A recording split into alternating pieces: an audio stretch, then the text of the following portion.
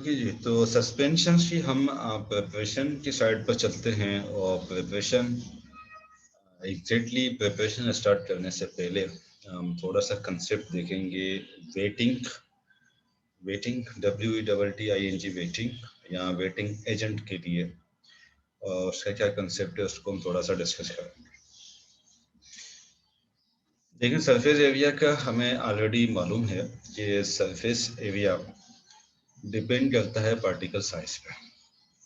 Particle size अगर increase होगा तो सरफेस एरिया हमारे पास डिक्रीज हो जाता है, और पार्टिकल साइज अगर डिक्रीज होता है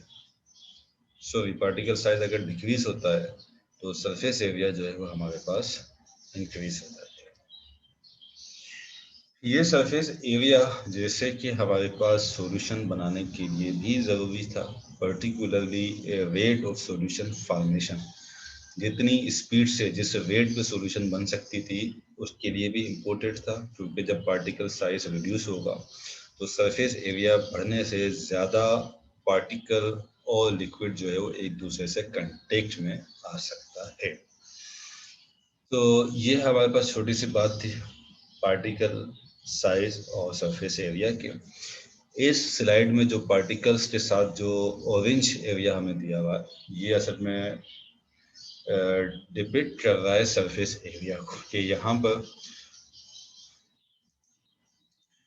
इज अटेंडेंस मार्क्ड। जी भाई, पिछले सेशन की मार्क हो चुकी है, इसकी भी हो जाएगी। आप बताइए कि आपसे इजाज़त लेके मार्क करनी है या मैं अपनी मर्जी से कर सकता हूँ।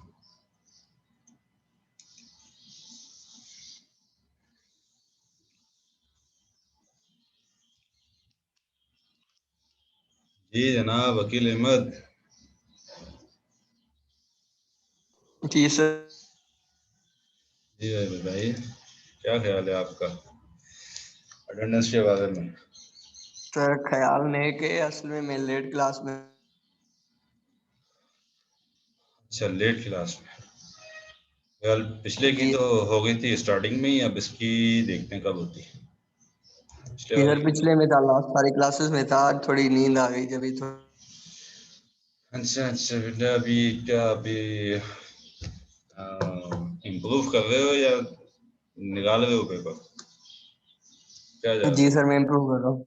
इम्प्रूव कर रहे हो तो ऐसे नींद में कर लोगे इम्प्रूव? जी सर। मैंने कहा ऐसे नींद में इम्प्रूव हो जाएगा? सर आज ही आंख लग गई, वैसे तो सारी क्लासेस ली है टाइम पे। अच्छा अच्छा, तो आज क्या सेवी में चाय वगैरह नहीं पी?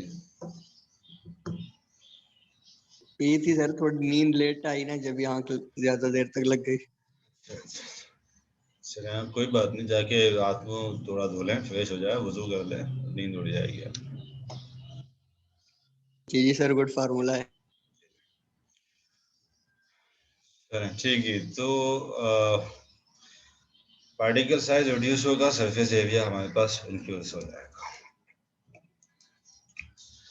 अच्छा जी, लेकिन लेकिन ये जो सरफेस है, ये जो सरफेस एरिया है, ये इतना भी सिंपल नहीं है जितना कि हमें कोई खुली आंख से नजर आता है।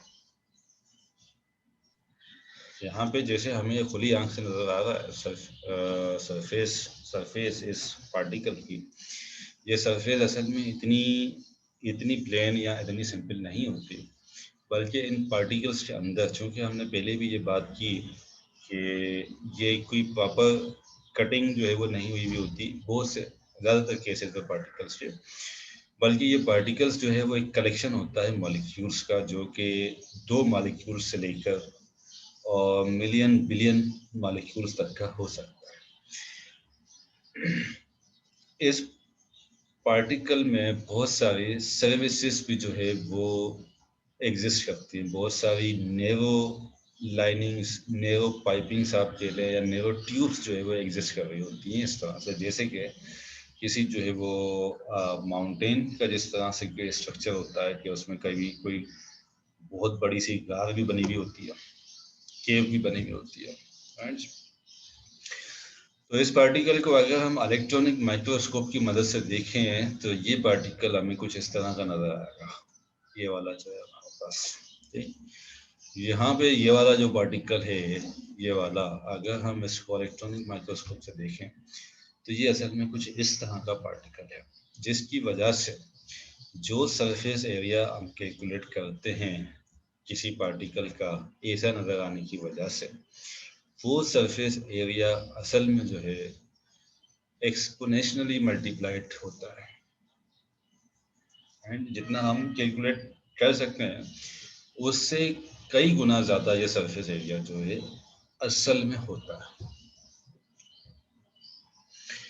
अच्छा, तो अब इसकी वजह से क्या होगा, इस सब की वजह से एक सिग्निफिकेंट डिफरेंस जो है वो एग्जिस्ट करता है अवेलेबल लिक्विड में, और जितना सरफेस एरिया वेट होना है लिक्विड से। क्योंकि सस्पेंशन में सोल्यूट सॉरी डिस्पर्स्ड जो फेज है, जो डिस्ट्रीब्यूट होने वाला सब्सटेंस है, वो डिसॉल्व नहीं होगा लिक्विड में, बल्कि लिक्विड में डिस्ट्रीब्यूट होगा, लिक्विड के साथ सिर्फ कांटेक्ट में आएगा। उसका स्टेबल सस्पेंशन बनाना डिपेंड करता है कि ये पार्टिकल लिक्विड के साथ इंटरएक्ट, कांटेक्ट जो है वो कितना अच्छे से कर सकता है। अब यहाँ तक जो हमने देखा कि एक्चुअल सरफेस एरिया जो है वो एक्सपोनेंशियली मल्टीप्लाइड होता है उस सरफेस एरिया से जो कि हम कैलकुलेट कर पाते हैं, जिसकी वजह से एक सिग्निफिकेंट डिफरेंस, बहुत सिग्निफिकेंट डिफरेंस एग्जिस्ट करता है अवेलेबल लिक्विड और जितना एरिया वेट होना होता है या कंटेक्ट में आना होता है लिक्विड से। जिसके नतीजे में क्या होता है कि एक न्यू एग्लोमेरेट्स बन जाते हैं।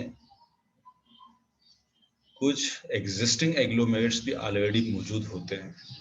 वो जो एग्जिस्टिंग एग्लोमेरेट्स हैं वो आपस में पार्टिकल पार्टिकल जो इंटरेक्शन है या जो अट्रैक्टिव फोर्सेस हैं, उस अट्रैक्टिव फोर्सेस की वजह से एग्जिस्टिंग एग्लोमेरेट्स पार्टिकल्स के ऑलरेडी एग्जिस्ट करते हैं। उनके साथ साथ ये जो सिग्निफिकेंट डिफरेंस है हमारे पास सरफेस एरिया का और अवेलेबल लिक्विड का, इस डिफरेंस की वजह से नए एग्लोमेरेट्स भी बन जाते हैं इस तरह के। ठीक है। अब यहाँ पर आई एम नॉट श्योर कि आपको ये लिक्विड इसकी सरफेस पे नजर आ रहा है या नहीं। सरफेस पे लिक्विड, राइट जी। अब जहाँ ये एग्लोमेरेट्स बने हुए हैं, एग्लोमेरेट्स, और जहाँ पार्टिकल आपस में एक दूसरे के साथ कांटेक्ट में है, वहां पर लिक्विड को जगह नहीं दे रहा होगा कांटेक्ट करने के लिए।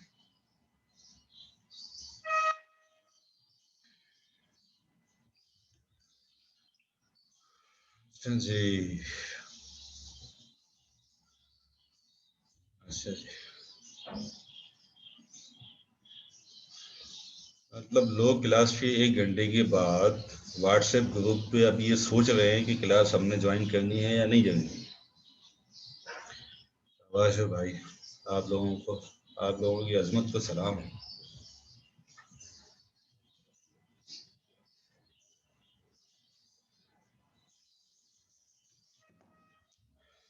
चले जी, ये बात क्लियर है यहाँ तक।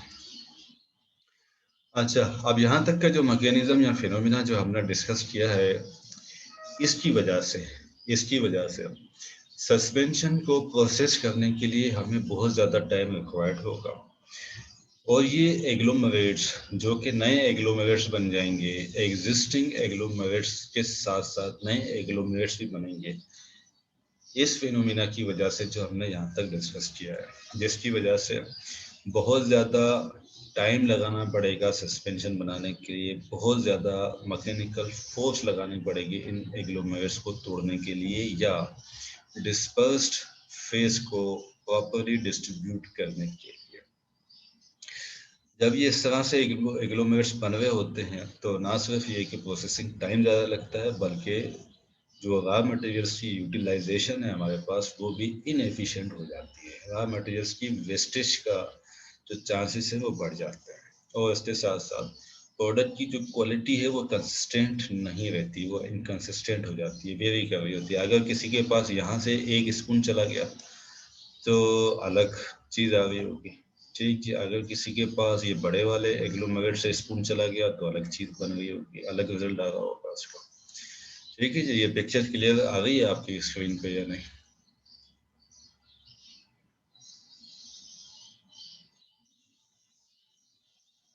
सर इसके रीजन क्या है, मतलब किस वजह से आ रहे हैं? किसके रीजन भाई? भाई मैंने रीजन ही तो बताए अभी तक। मतलब सर जैसे आपने कहा फुल डिसॉल्व नहीं हो रहे। डिजोल्व तो होना ही नहीं है भाई, डिजोल्व तो सॉल्यूशन में जाके होगा। क्या चीजों का आपस में मिक्स क्यों कर रहे हो भाई? डिजोल्व तो होना नहीं है। हमने तो ये बात करनी की है कि जी उसका जो है वो कंटेक्ट जो है वो इंक्रीज होगा। लिक्विड और सॉइल पार्टिकल का अगर कंटेक्ट अच्छा होगा तो वो प्रॉपर्ली डिस्ट्रीब्यूट होगा, वरना ये इस तरह का एक एग्लोमेरेट बन जाएगा। एक इसका ये रीजन है। दूसरा रीजन मैं आपको और बता देता हूँ।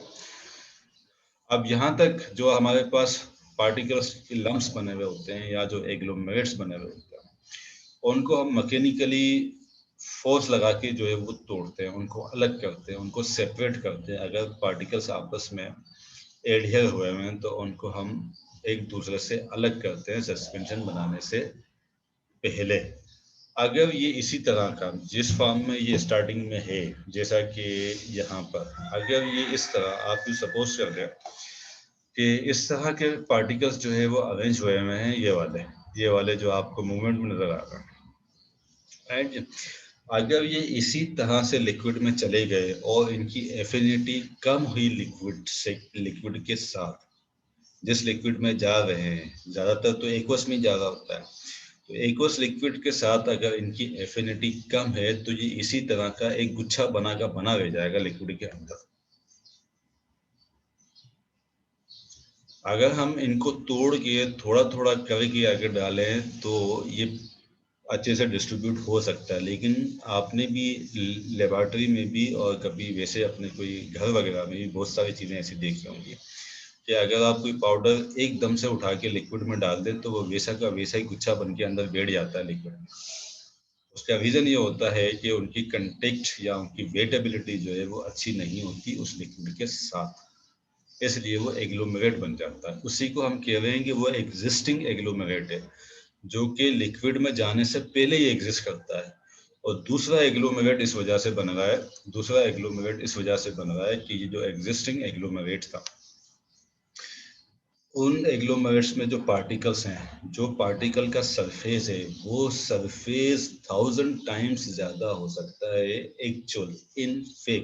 एक्चुअली वो सरफेस एरिया बहुत ज्यादा है जितना कि हम समझते हैं, उसके मुकाबले में 1000 टाइम्स ज्यादा हो सकता है उस पार्टिकल के स्ट्रक्चर की वजह से। जब ये सरफेस एरिया इतना ज़्यादा है तो लिक्विड के मुकाबले में सरफेस एरिया का डिफरेंस, एक ह्यूज डिफरेंस जो है वो एग्जिस्ट कर जाता है, जिस डिफरेंस को लिक्विड आसानी से मीट नहीं कर पाता। इस डिफरेंस की वजह से नए एग्लोमेरेट्स बन जाते हैं। एक रीज़न ये हो गया ये। तीसरा रीज़न तीसरा रीज़न ये है कि अगर आप इसको सपोज करें कि इस तरह का अगर ये कोई स्ट्रक्चर है हमारे पास, तो ये जो हमारे पास सर्विसेज हैं, ये जो हमारे पास नालियाँ हैं, ये जो हमारे पास स्पेसिस हैं, ये जो हमारे पास गेप्स हैं, जब यहाँ पर कुछ नहीं है तो यहाँ पर क्या है? ये भाई रास्ता तलाश कर रहा हूँ मैं तो। हाँ जी बताइए, जब यहाँ कुछ नहीं है तो यहाँ पे असल में एयर एग्जिस्ट करती है, एयर मौजूद है यहाँ पर। अगर इसके ऊपर, अगर इस एरिया के ऊपर एकदम से जो है वो लिक्विड डाल दिया जाए, एकदम से लिक्विड ऐड कर दिया जाए, तो ये जो एयर यहाँ पर मौजूद है सर्विसेज में, ये कहाँ जाएगी? ये असल में ट्रैप हो जाएगी लिक्विड के बीच में और इस सरफेस के बीच में, क्योंकि इसको बाहर निकलने का रास्ता नहीं मिला। एकदम से इसके ऊपर लिक्विड फेंका गया, एकदम से लिक्विड का बल्क जब इसके ऊपर आया, इन इन सर्विसेज में या इन लाइंस में जो एयर मौजूद है वो एयर वहीं की वहीं ट्रैप हो जाएगी, ट्रैप हो जाएगी, फंस जाएगी वहां पर। जब वो एयर मौजूद होगी तो वो एयर इस जगह पर, इन जगहों पर लिक्विड और इस जगह का आपस में कांटेक्ट नहीं होने देगी, क्योंकि हवा मौजूद है यहाँ पर। यही मिसाल जो है वो हमारे पार्टिकल की है। हम पार्टिकल की ये बात कर चुके हैं कि जो सरफेस एरिया है या जो सरफेस है वो असल में इतनी भी सिंपल नहीं है जितनी हम समझते हैं। इसी तरह की नालियां, इसी तरह के केव्स, इसी तरह के बड़े बड़े जो है होल्स इस पार्टिकल के अंदर मौजूद होते हैं। और ये चूंकि इतनी फाइन लाइंस होती हैं जिसके अंदर एयर का मौजूद होना मतलब इटसेल्फ जो है वो एक प्रेशर बनाता है, और जहाँ पर लिक्विड उस एयर को फिर रिप्लेस नहीं कर पाता। एक रीजन है ये। जी भाई, क्लियर होगी बात आपको जफर खान? जी सर। ओके जी। तो अब हम क्या कर सकते हैं, एक तो हमने बात कर दी कि हमने एग्लोमेरेट्स को जो है वो डिस्ट्रॉय करना है बाय हाई शेयर या मैकेनिकल फोर्स से, इनको डिस्ट्रॉय करना है। और ये जो हमारा एक जो प्रॉब्लम यहाँ पे आ रही है, ये जो सर्विसेज में एयर है, ये जब ट्रैप हो जाती है लिक्विड और पार्टिकल के दरमियान में, तो ये उसका कंटेक्ट नहीं होने देती।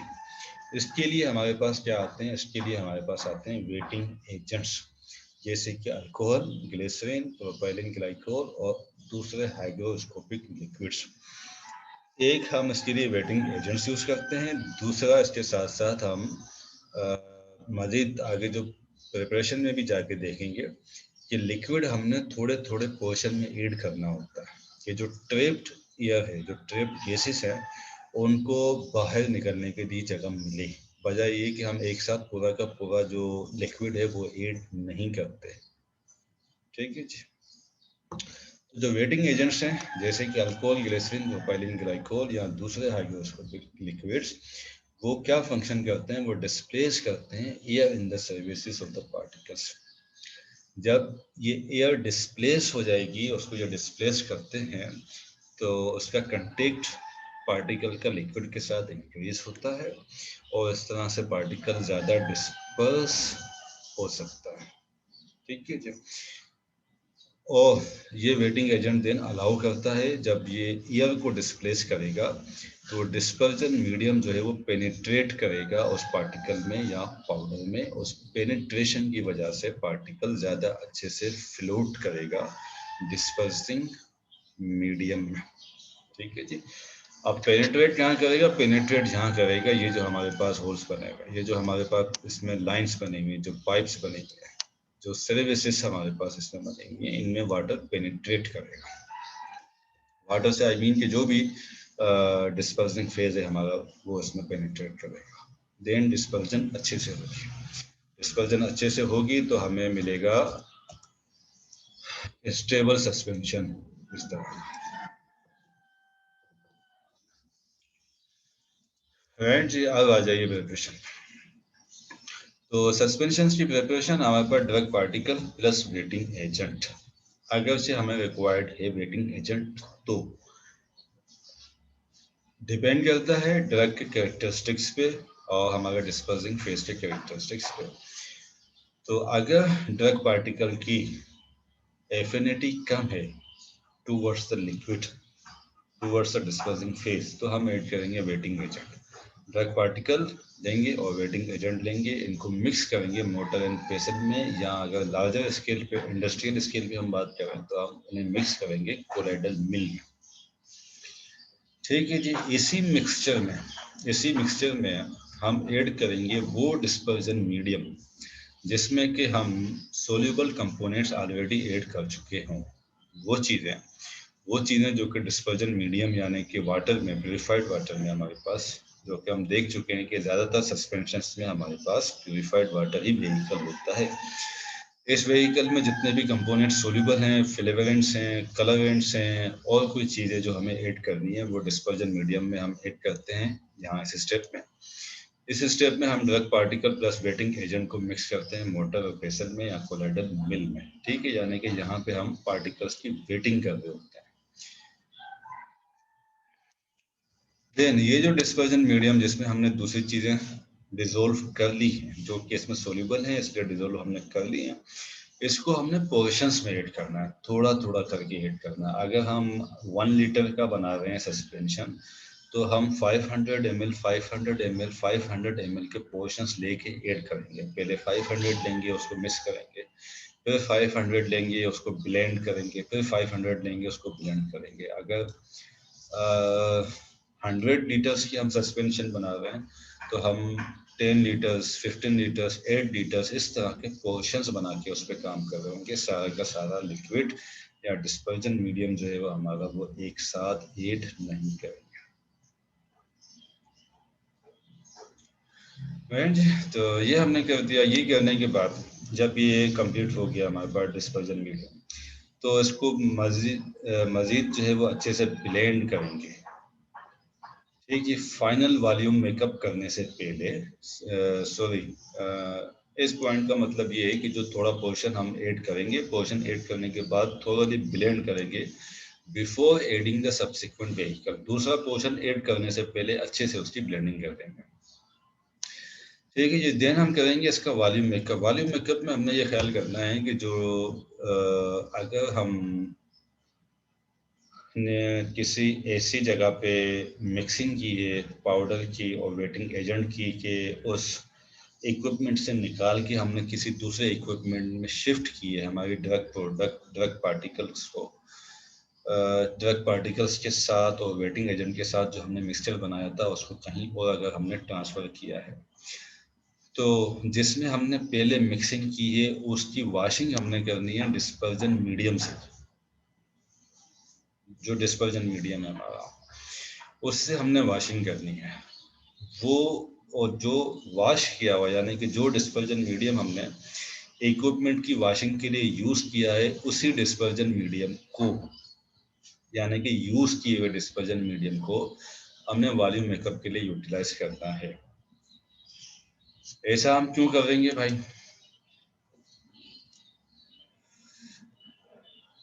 मुजाहिद हुसैन, ऐसा हम क्यों करेंगे?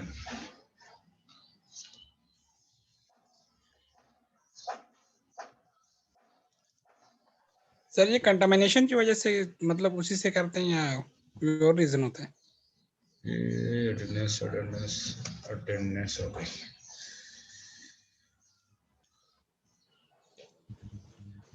जी अच्छा, दोबारा कहें जी, क्या कह रहे थे? कंटामिनेशन की वजह से? सर मतलब कंटामिनेशन की वजह से या उन्हीं पार्टिकल उन्हीं इक्विपमेंट को यूज करते हुए?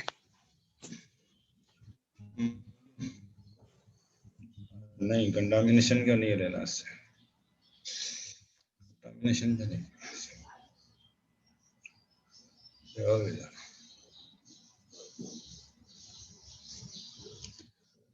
Irfan iPhone x,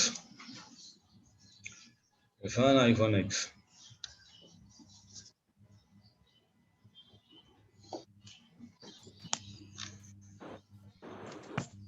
yes sir, Irfan मैं बात कर रहा हूँ सर। जी जी इरफान अल्लाह, आपने आप वही हैं जिसने गलत नंबर डाला हुआ था फॉर्म में? हाँ सर, यस सर। क्यों भाई, आपको अपना नंबर याद नहीं है? और किसका नंबर सर याद होगा? नंबर तो सर याद, तो शायद वो टाइपिंग में सर मिस्टेक हुआ होगा। अच्छा, चलें ठीक। तो ये बताएं इसकी क्या वजह है, क्या क्या वजह हो सकती है इसकी?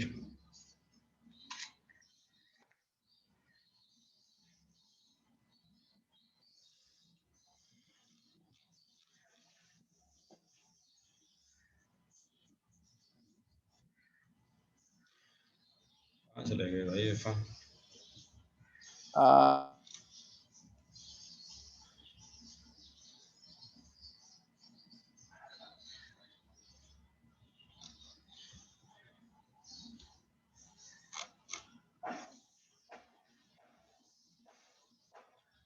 आदिल अहमद, आप बताओ बेटा, क्या ऐसी वजह हो सकती है? पहले तो ये बताओ कि सवाल समझ में आया आप लोगों को या नहीं?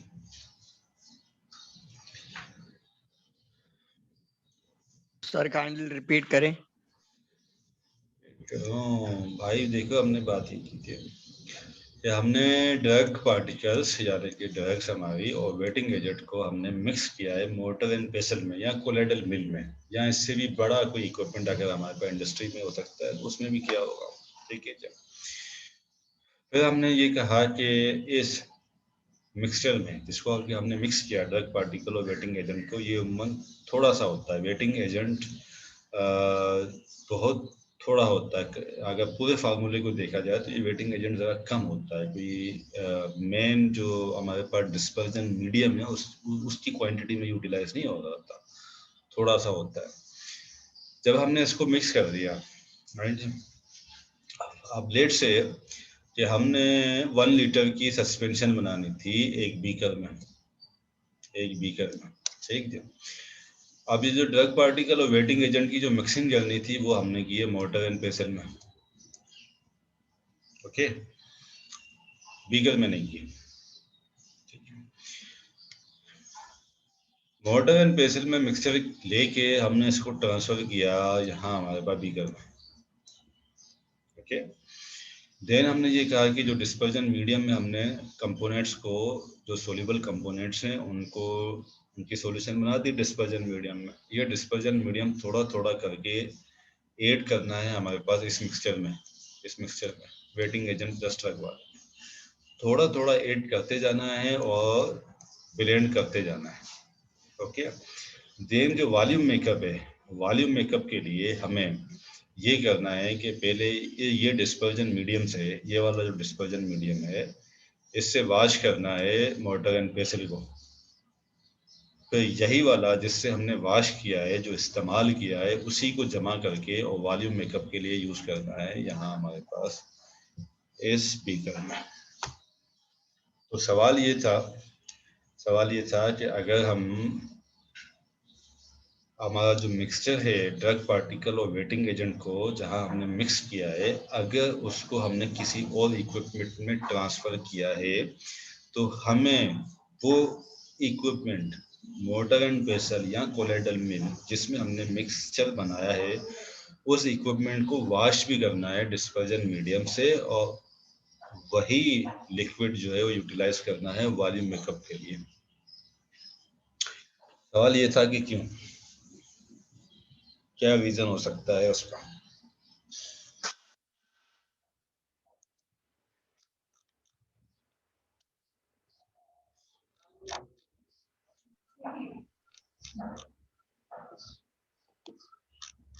जी भाई, इतना सन्नाटा क्यों है? सर ये इसमें जो क्वांटिटी रह गई है वो पूरी मेकअप हो जाए, इस वजह से करेंगे जी, ताकि हमारा जो ड्रग है वो कहीं पीछे ना रह जाए। जो जितनी ड्रग हमने सस्पेंशन में ऐड करनी है उसकी क्वांटिटी को इंश्योर करने के लिए हम ये काम कर रहे हैं। जी बहुत शुक्रिया जी, आपने जवाब दिया। Thank you very much. कौन था? इबादुल्ला था। Yes sir. Ibadullah, thank you very much भाई, बहुत शुक्रिया। चलें जी, अब आइए एक एग्जाम्पल हमारे पास suspensions as an example for preparation of suspension. हमारे पास एक सस्पेंशन है किसकी जी, एल्यूमिनियम हाइड्रोक्साइड की, ठीक है।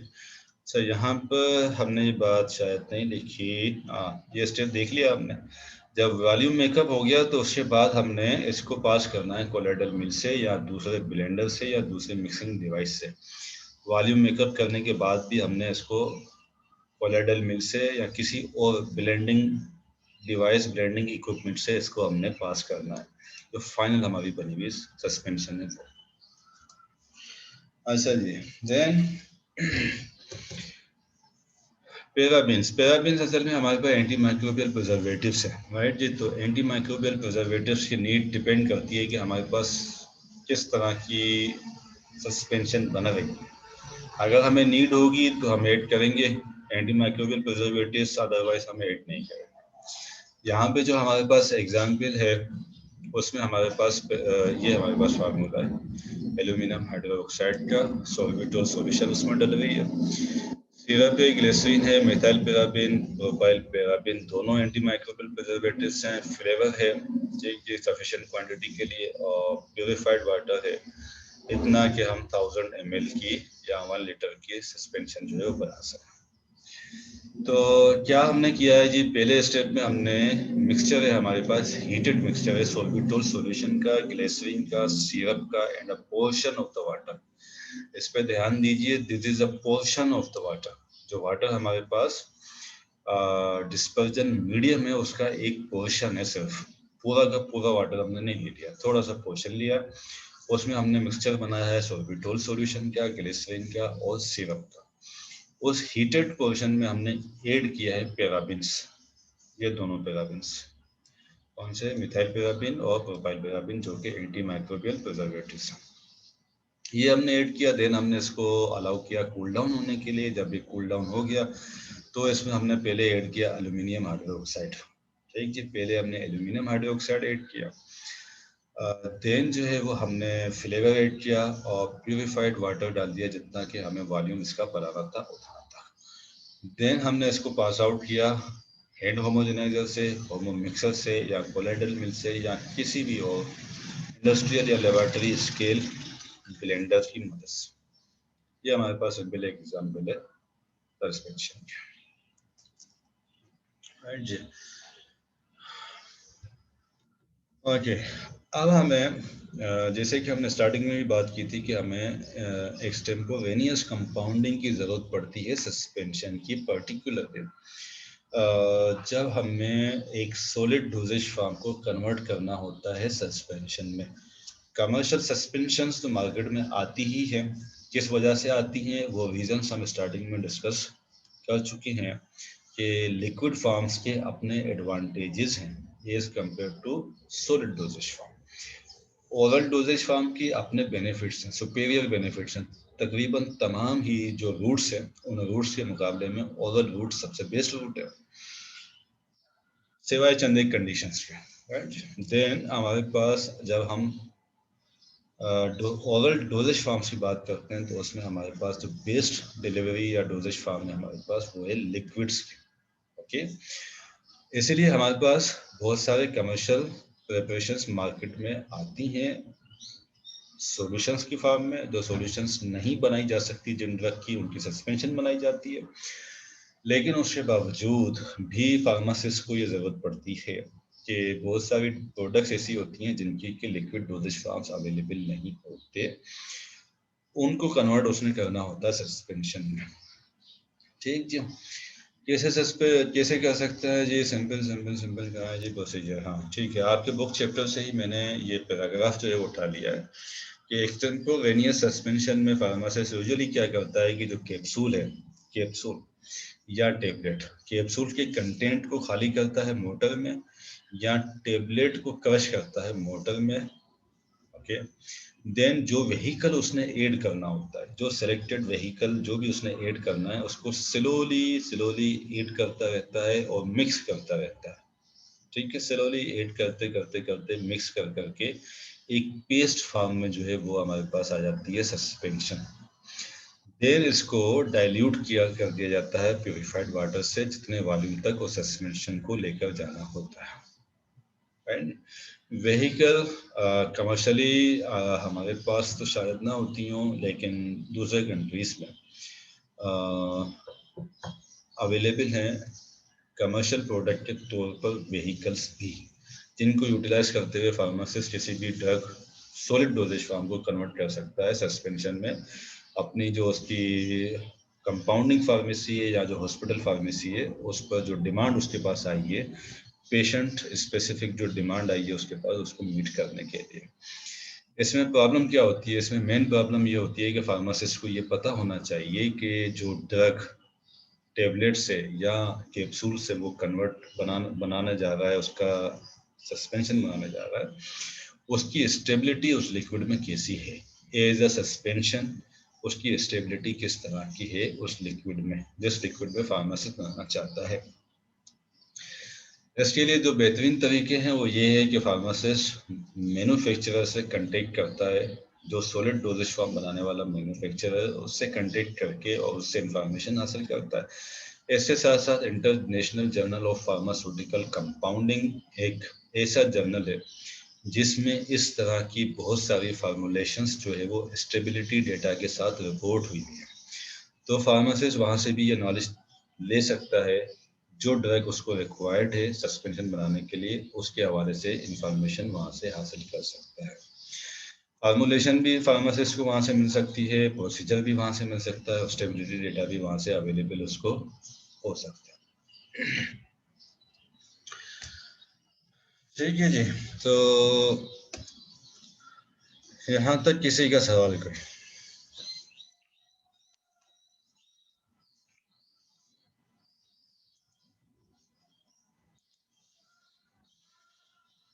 चलिए, अब ज़्यादातर लोग आ गए हैं, लेट आने वाले भी आ गए हैं, तो हम इसकी अटेंडेंस मार्क कर देते हैं।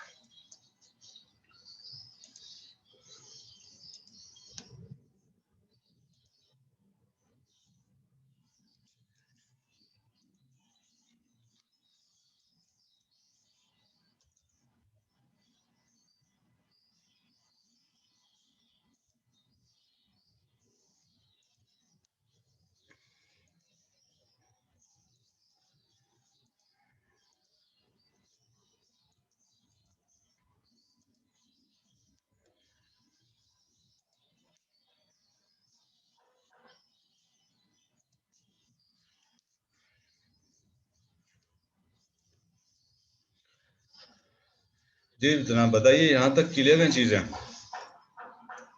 तो हम आगे चलें।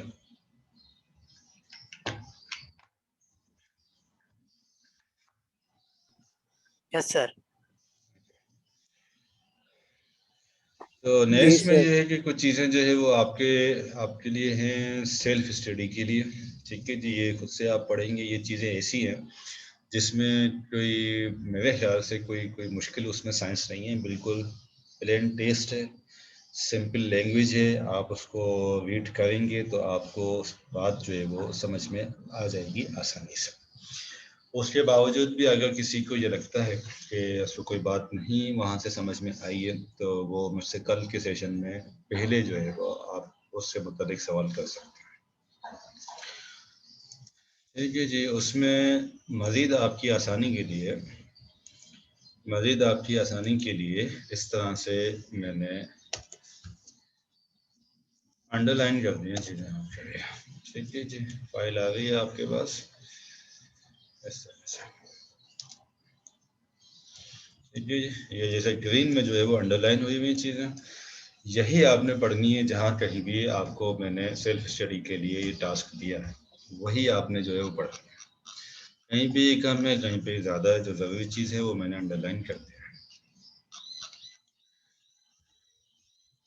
ठीक है जी,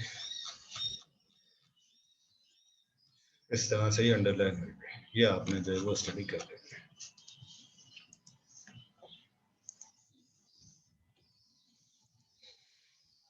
अब इसमें से आपने क्या क्या स्टडी करना है? आपने पेशेंट फैक्टर्स इन एक्सटेम्पोरेनियस कंपाउंडिंग और सस्पेंशंस, मेन हेडिंग जो हेडिंग है, आपको जो चैप्टर दिया जाएगा एक्सटेम्पोरेनियस कंपाउंडिंग और सस्पेंशंस, उसमें पेशेंट फैक्टर्स हैं जिनको कि मैंने अंडरलाइन कर रखा है। उसमें आपने बताना है या जो इन्फॉर्मेशन आपने ढूंढनी है या एग्जामिनेशन पॉइंट ऑफ व्यू से जो चीज़ इम्पोर्टेंट है वो ये है कि एक्सटेम्पोरेनियस कंपाउंडिंग सस्पेंशंस की करते हुए क्या चीज़ें ऐड करनी चाहिए, क्या एक्सिपिएंट्स ऐड करने चाहिए और क्यों, और क्या नहीं करने चाहिए और क्यों नहीं करने चाहिए।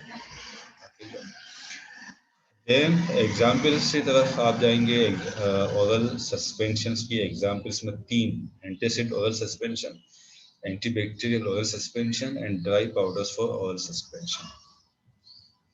इन तीनों में भी जो इम्पोर्टेंट चीज़ें हैं एग्जामिनेशन पॉइंट ऑफ व्यू से भी वो अंडरलाइन कर रखी हैं, वो आपने पढ़नी है। आज आप ये पढ़ेंगे और कल फिर इसका जो है वो देंगे